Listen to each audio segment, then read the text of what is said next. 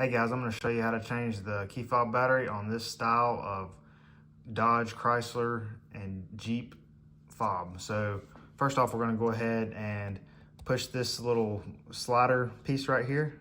Push that up, and there's your spare key is going to be on the back right here. Pull that out, and then we're going to take a look down right here.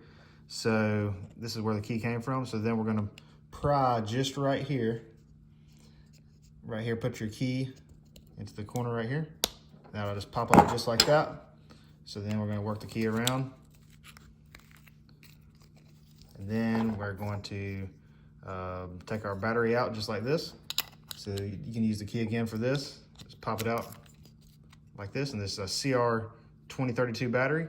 Then we're going to get our new CR2032 battery and put the letters face down. Place it in just like that. And then this can be a little bit tricky. Make sure everything is appropriately aligned. And before you start pressing back together, you can get a little rubber piece can come out. This whole piece will come out right here. Just make sure everything is looking right before you put it back. And align everything along the edges.